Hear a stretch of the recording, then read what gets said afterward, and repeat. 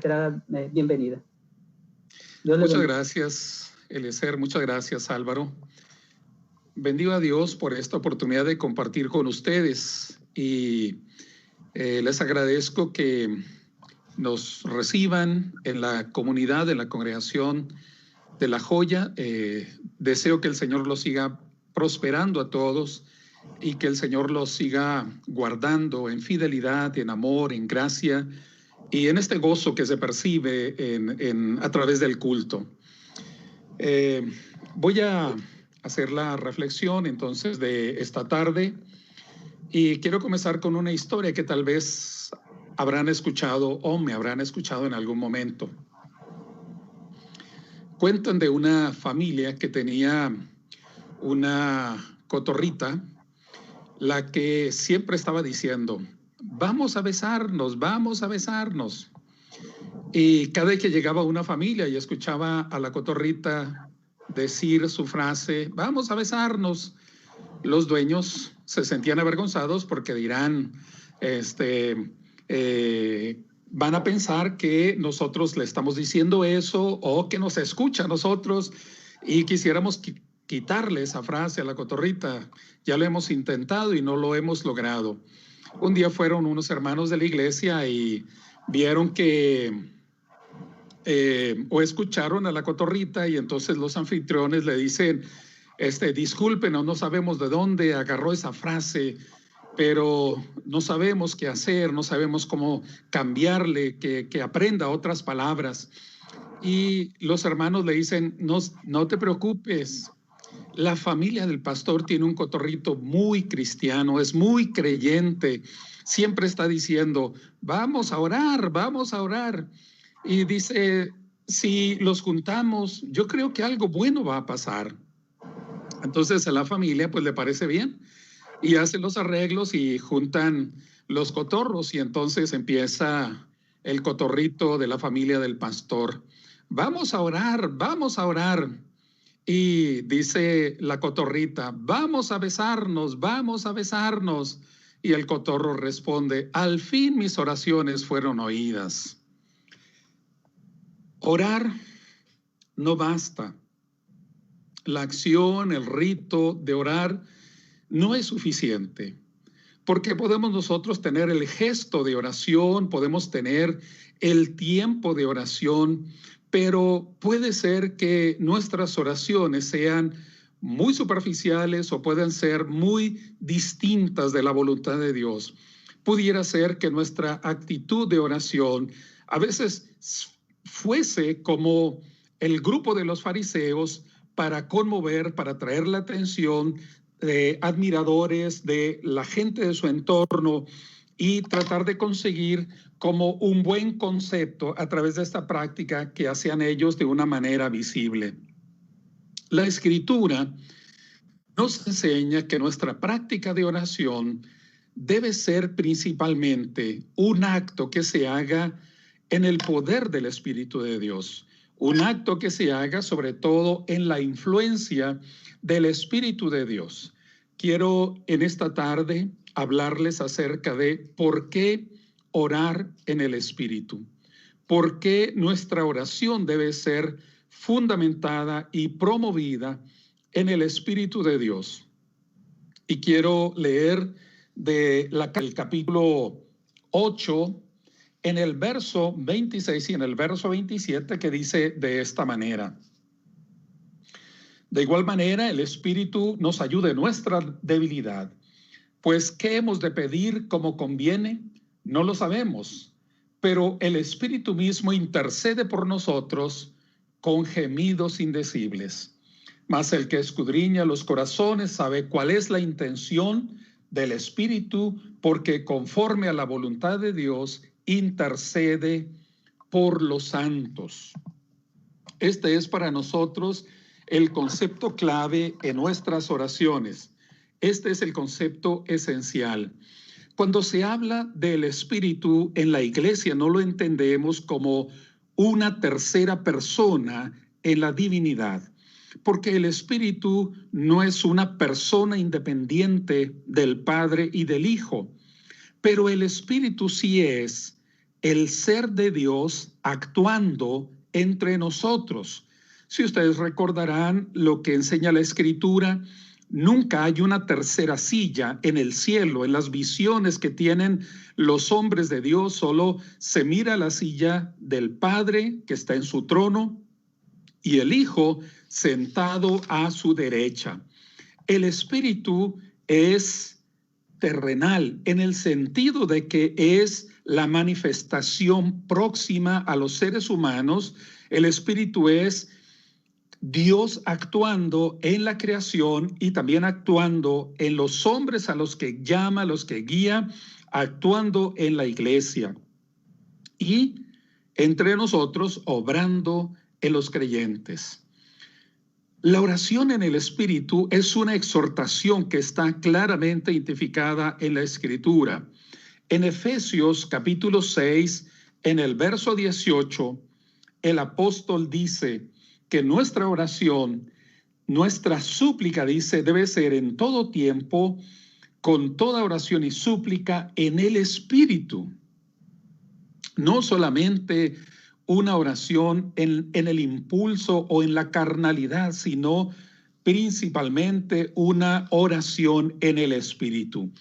Y la carta de Judas dice en el verso 20, pero vosotros, amados, edificando sobre vuestra santísima fe, orando en el Espíritu Santo. Orando en el Espíritu Santo, es decir, impulsados, gobernados, alentados por el Espíritu de Dios. Yo creo que todos reconocemos que la iglesia a lo largo de su historia se ha sostenido porque creció de rodillas, porque se mantuvo de rodillas. La iglesia de Dios ha cumplido 100 años porque ha habido hermanos que han estado de rodillas, que han estado en oración, intercediendo ante el Padre. ¿Por qué nuestra oración debe de ser una oración en el Espíritu? Varios argumentos que el apóstol nos refiere en la carta a los Romanos capítulo 8 y son las siguientes. En primer lugar, porque el Espíritu activa la voluntad. El Espíritu mueve la voluntad humana. De nosotros mismos no nos nace, no tenemos ganas. Hay otras cosas que pueden ser preferentes, algunas otras situaciones o experiencias que podemos buscar porque estamos acostumbrados o impulsados hacia el placer. Pero el apóstol habla de orar en el Espíritu porque el Espíritu va a motivar, a potenciar la voluntad del ser humano. Vea lo que dice en los versos 5 al 8 de este capítulo 8 de Romanos. Porque los que son de la carne piensan en las cosas de la carne, pero los que son del Espíritu en las cosas del Espíritu. Porque el ocuparse de la carne es muerte, pero el ocuparse del Espíritu es vida y paz. Por cuanto la mente carnal es enemistad contra Dios, porque no se sujeta a la ley de Dios, ni tampoco puede. Y los que viven según la carne no pueden agradar a Dios. Hay dos maneras de vivir, según la teología cristiana, según lo que enseña la Biblia. Uno es vivir en la naturaleza humana, en el impulso de nuestro ser caído. Y otro es vivir en el impulso, en la fuerza, en el empoderamiento del Espíritu de Dios. La naturaleza humana obra en nosotros como una forma programada que tenemos. Tenemos una versión de nuestro ser, un ser que tiende a actuar, a obrar en ciertos hábitos, en ciertas actitudes, en ciertas disposiciones. Un ser que tiende a mirar en una forma que a veces nos resulta ya acostumbrada, es la forma regular, es la manera que tenemos de ser toda la vida. Hay hábitos que están profundamente arraigados y tenemos esta manera de actuar. Tenemos formas que hemos copiado o que nos nacen, que nos surgen de nuestra percepción, de nuestras propias conclusiones, y tenemos maneras de hacer la vida. La Escritura nos enseña que, movidos por el Espíritu de Dios, se pueden romper esos hábitos, se pueden quebrar esas formas antiguas de ser, ese viejo hombre que debe de ser desplazado para que aparezca un nuevo ser en la condición de la vida que Dios nos da. El texto nos dice que nosotros debemos ser movidos por el Espíritu de Dios, porque si somos solamente movidos por la naturaleza humana, no podremos sujetarnos a la voluntad de Dios, porque la naturaleza humana no quiere, y si quisiera, no puede, no podría. Alguna vez escuché una frase de un adicto al alcohol diciendo: el día que yo quiera, dejaré de tomar. El problema es que tiene una voluntad cautiva, una voluntad atrapada en una adicción tan profunda que no puede ni siquiera querer dejar de experimentar el placer que siente en el consumo de alcohol. Así es en nuestros hábitos. Nuestra oración, por esto, dice Pablo, debería ser en el Espíritu, porque el Espíritu va a mover a la voluntad humana, la va a empujar a hacer aquello que no está dispuesto, aquello que no quiere hacer. ¿Saben cuál es la peor oración? La peor oración es la que no hacemos. La peor oración es aquella que no presentamos a Dios. Esa es la peor oración. Y el problema es que muchas veces tenemos muchas oraciones que han sido abortadas, que no han sido expresadas a Dios porque no hemos tenido la voluntad de hacerlo. No oramos, en el fondo, porque no queremos, porque la carne no se somete a la voluntad de Dios, al Espíritu del Señor. Segundo, ¿por qué orar en el Espíritu? Porque el Espíritu anima nuestros cuerpos. La voluntad tiene que ver con esta decisión interna de elegir correctamente, de tener la fuerza interior para realizar algo.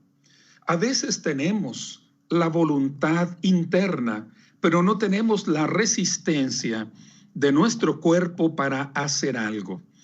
Y esto le pasó también al Señor Jesús cuando estaba orando en el Getsemaní. No que a él le pasó en su propia persona, sino esto lo vio en sus discípulos.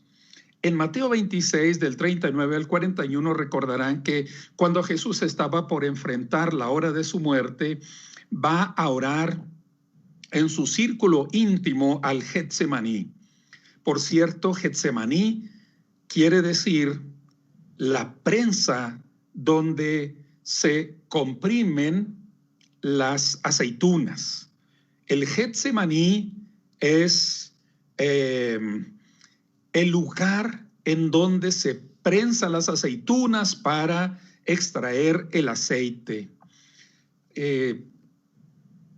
La Escritura habla de Getsemaní y es el huerto que tiene el nombre ideal para Jesús, porque es el lugar en donde Él va a sentir la opresión en su corazón, es el lugar en donde Él va a sentir esta fuerza enorme o esta carga enorme que representa el ir al sacrificio. Y cuando Jesús va con el círculo íntimo de discípulos a orar, les deja en un sitio y él se va un poco más retirado a orar en soledad, a orar en intimidad con Dios. Le dice a los discípulos, quédense aquí y oren, que yo voy a hacer lo mío un poco más adelante. Después de esa oración intensa que tiene Jesús, en la cual le dice al Padre, si es posible que no pase este vaso de mí, si es posible, pero que no sea como yo quiero, sino como tú quieres. Después de esas oraciones agónicas, regresa y encuentra a los discípulos durmiendo. Y entonces los exhorta, velad y orad. El espíritu está presto, pero la carne enferma. El cuerpo no tiene toda la disposición, no tiene la energía y la vitalidad para enfrentar los momentos de oración que se requiere. Y por esto, en los versos 10 y 11 de Romanos 8, el apóstol dice, pero si Cristo está en vosotros, el cuerpo en verdad está muerto a causa del pecado, mas el espíritu vive a causa de la justicia. Y si el espíritu de aquel que levantó de los muertos a Jesús mora en vosotros, el que levantó de los muertos a Cristo Jesús vivificará vuestros cuerpos mortales por su espíritu que mora en vosotros. Recuerden que el término espíritu viene del hebreo ruach y del griego pneuma, que quiere decir viento. Es viento. Y viento no es lo mismo que aire. Viento porque es aire en movimiento. Es una fuerza que se mueve. Es una fuerza que impulsa. Es una energía que transforma, que hace cambiar las cosas de lugar. Y Pablo hace referencia a la manifestación poderosa del Espíritu que obró en el cuerpo y el alma de Jesús. Cuando Jesús muere, Él va llevando el Espíritu de Dios en su ser. Y el Espíritu lo levanta. El Espíritu lo impulsa a salir del Sheol, del lugar de los muertos. El Espíritu lo hace levantarse y dejar la tumba. Y si el Espíritu, dice Pablo, tuvo el poder de levantar a Cristo de entre los muertos, el Espíritu también traerá nueva vida a nuestros cuerpos por esa fuerza del Espíritu. Entonces el Espíritu va a vivificar, a alentar nuestros cuerpos que muchas veces están decaídos, que muchas veces están agotados, están cansados. Cuando usted después de una larga jornada de trabajo llega a casa y se dispone ya a dormir y quiere tomar un momento de oración, unos 5 o 10 minutos, a veces ni ese tiempo podemos disponerlo porque nuestros cuerpos están agotados. Pero si nos impulsa el Espíritu de Dios, podremos tener ese tiempo de comunión, de relación profunda con el Padre. ¿Por qué orar en el Espíritu? Porque el Espíritu mueve o sostiene a nuestro cuerpo en la debilidad. Nuestro ser es vulnerable, pero Pablo dice en 2 Corintios 12:9 de que el Señor fortalece nuestro cuerpo en la debilidad. Pablo dice, cuando soy débil, soy más fuerte, porque el Señor es más fuerte en mí. ¿Por qué orar en el Espíritu? Porque el Espíritu nos guía en el acceso al Padre. El Espíritu nos establece una relación con el Padre, nos acerca a tener comunión con el Padre, porque la oración es ante todo establecer una relación filial, una relación una relación profunda con un Padre amoroso. Sigue diciendo Pablo en Romanos 8, en el verso 14 y verso 15. Porque todos los que son guiados por el Espíritu de Dios son hijos de Dios. Pues no habéis recibido el espíritu de esclavitud para estar otra vez en temor, sino que habéis recibido el espíritu de adopción por el cual clamamos, Abba, Padre. La oración es tener la comunión con el Padre, es tener la comunión con Dios. Escuchaba en una predicación de un hermano contar de que su hijo, que trabajaba como periodista, como editor de una sección de un periódico, a veces terminaba su edición en la madrugada, después de las 12 a la 1, y el hijo pues llegaba a la casa de sus padres antes de llegar a su propia casa. Sus padres le habían dejado que conservara llave. Entraba a la casa de sus padres, tocaba la habitación de sus papás y como que después de una larga, agotadora jornada de trabajo, llegaba y se acurrucaba entre ellos, muchacho grande, pero igual como que necesitaba ese momento. Y la mamá le decía, ¿quieres tomar algo? Y él decía, sí, tengo hambre. Y se levantaban y lo acompañaban un momento para tomar un refrigerio. Y después de esto, él ya se iba a su casa. Y el pastor decía, los hijos tienen llave de la casa de sus padres. Cuando hay una plena confianza y una plena comunión, los hijos pueden tener la llave de la casa de sus padres. Nosotros como hijos tenemos llave de la casa de Abba, de papá. Tenemos llave, y esta llave es la oración en el Espíritu, porque estar en el Espíritu nos da la identidad de ser hijos, no de ser extraños, de ser hijos.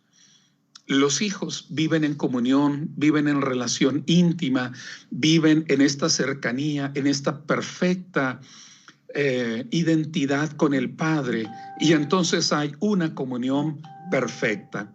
Bendecimos a Dios por esto. ¿Por qué orar en el Espíritu? Pablo dice que oremos en el Espíritu porque el Espíritu articula nuestras palabras. En el verso 26 que leí en un principio dice, porque ¿qué hemos de pedir como conviene? No lo sabemos. No sabemos orar. No sabemos el contenido de nuestras oraciones. Porque a veces podemos hacer una larga lista de cosas, pero tal vez no sean las cosas apropiadas o las cosas verdaderamente importantes. No sabemos qué orar, no sabemos qué expresar, porque a veces solamente oramos en base a nuestro gusto humano, en base a nuestra necesidad humana. Santiago dice en el capítulo 4, verso 3, pedís y no recibís porque pedís mal, pedís para gastar en vuestros deleites y convites. Oímos, o en estos tiempos escuchamos acerca de oraciones que parece que estas deben ser el contenido. Oración por la prosperidad, por la abundancia, porque tengas todo nuevo, porque tengas lo que se te antoje, porque tengas... Es como santificar los deseos de la carne. Y alguna gente lo obtiene, pero no necesariamente por Dios. Orar en el Espíritu es orar la voluntad de Dios, es orar los propósitos de Dios, es orar porque se haga el plan de Dios en nuestra vida. ¿Qué hemos de pedir? Debemos entender, y me llama la atención, me atrae la forma en que lo habla Pablo. Él no dice, tú debes pedir de esta manera. Él habla en un plural, donde él se incluye. no sabemos cómo pedir. Él, el apóstol agregado, el apóstol tan especial que Jesús llamó para convertirlo en el al misionero que estableció la iglesia en tantos lugares. Él habla en plural y dice, no sabemos cómo pedir. Él que oraba al Padre de manera tan íntima, tan cercana, tan confiada, dice, no sabemos qué pedir. Hay momentos en los cuales no sabes cómo articular la palabra de oración, pero cuando es en el Espíritu intercede como el Paráclitos que es, como aquel que se pone junto a nosotros para abogar delante del Padre. ¿Por qué orar en el Espíritu? Porque el Espíritu le da forma a nuestras peticiones. Le da forma a nuestras peticiones. Dice en el verso 26, el Espíritu intercede por nosotros con gemidos indecibles. Es un grito a veces, un grito desgarrador, un grito desesperado. Y el Espíritu intercede por nosotros. ¿Qué hemos de pedir como conviene? Saben, hermanos, hay oraciones que no deberíamos de hacer. Hay oraciones que no deberíamos de estar haciendo, porque son oraciones frívolas, porque son peticiones de la naturaleza humana, de la actitud humana. Por ejemplo, un fumador que ore, Señor, líbrame del cáncer, líbrame de la enfermedad del cáncer, pero no deja el tabaco. O un estudiante que no estudia y dice, Señor, ayúdame a obtener buenas calificaciones. O un criminal que pide a Dios no ser atrapado en el acto delictivo. O pedir por un lugar preferente. Señor, dame a mí ese lugar tan importante. O pedir para que los adversarios sean destruidos. No sabemos qué pedir. Pedimos muchas veces en base a nuestros deseos muy humanos. Isaías 55, verso 8 dice, porque mis pensamientos no son vuestros pensamientos. Tu mente no es la mente de Dios. Por esto necesitamos del Espíritu de Dios para pedir lo que es conforme a la voluntad de Dios. ¿Por qué pedir en el Espíritu? Porque el Espíritu va a adecuar nuestras oraciones a la voluntad de Dios. Y entonces va a expresar confianza en que la voluntad de Dios se haga. En el verso 28 y 29, el apóstol Pablo dice, y sabemos que a los que aman a Dios, todas las cosas les ayudan a bien. Esto es, a los que conforme a su propósito son llamados. Porque a los que antes conoció, también los predestinó para que fuesen hechos conforme a la imagen de su Hijo, para que Él sea el primogénito entre muchos hermanos. La voluntad de Dios es nuestra conformidad a la imagen de Cristo, nuestra conformidad a Cristo Jesús. ¿Cómo lo hace Dios? A través de las situaciones que permite en nuestra vida. Situaciones a las cuales unos podrán actuar de forma renegada o podrán actuar en forma de obediencia y de sometimiento.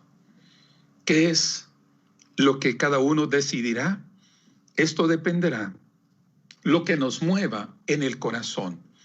Si nos mueve el Espíritu de Dios, entonces nuestro ser se amoldará y se someterá a la voluntad divina. Cuando nosotros oramos en el impulso de nuestra naturaleza humana, le decimos a Dios, ajústate a mis ideas, ajústate a mis planes, acomódate a mis propósitos. Señor, tengo estos planes, haz que se cumplan. Yo quiero, este es mi propósito y quiero que se haga de esta forma.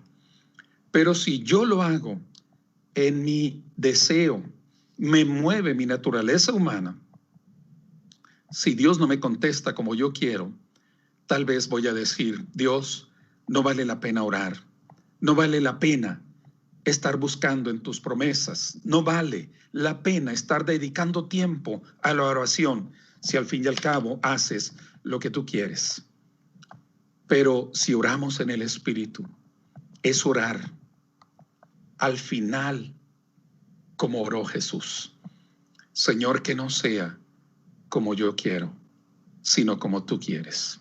Que no sea como mi yo lo desea, sino como tú lo anhelas. Aprendí a lo largo de la experiencia que la mejor forma de orar es decir, Señor, quiero los planes que tienes para mí. Porque mucho tiempo de mi vida personal oraba diciendo, Señor, bendice mis planes. Yo tengo propósitos, tengo ilusiones, tengo sueños, tengo anhelos. Bendícelos para que se cumplan. Y mis sueños se frustraron, y mi corazón se desinfló, y mi fe se quebrantó. Pero aprendí que tenemos que orar. Tenemos que orar para decirle al Señor, quiero los planes que tienes para mí. Quiero estar en tus propósitos. Quiero que tu voluntad se haga en mi vida. Esta es la convicción, porque la oración en el Espíritu es desarrollar confianza en la respuesta de Dios. Algunas veces Dios dice que sí y otras veces dice que no. Pero algunas veces nos dice que sí en oraciones que son muy complicadas, porque tradicionalmente oramos, Señor, hágase tu voluntad en mí. Y cuando se hace, nos duele, nos quebranta. Pero si estamos orando en este contenido, esperaremos en Dios. Y finalmente, la oración en el Espíritu. La oración en el Espíritu es asegurar la victoria. Asegurar la victoria no en base al impulso de nuestra carne, sino la victoria de la fe, la victoria de la esperanza cristiana, la victoria de la voluntad de Dios en nuestra vida. En el capítulo 8, verso 31 y verso 32, dice así Pablo, ¿qué pues diremos? Si Dios es por nosotros, ¿quién contra nosotros? El que no escatimó a su propio Hijo, sino que lo entregó por todos nosotros, ¿cómo no nos dará también con él todas las cosas? Si Dios ya nos dio lo más valioso que tenía, si Dios ya nos dio el regalo de su Hijo, ¿cómo no nos dará lo que sea conforme a su voluntad? ¿Cómo no nos dará aquello que le pedimos y que es conforme a sus propósitos? Tenemos segura la victoria en Cristo. Tenemos segura la victoria. No la victoria de nuestra carne, no la victoria de nuestra naturaleza humana, sino la victoria en el Espíritu de Dios. Que el Señor nos ayude para orar en el Espíritu conforme a la voluntad del Señor. Que cada uno de nosotros, en su experiencia personal, en su experiencia íntima, tenga esta confianza de estar orando las palabras de Dios, los propósitos de Dios y aprender a aguardar en la voluntad final del Señor para cada uno de nosotros. Que Dios les bendiga en todo, mis hermanos.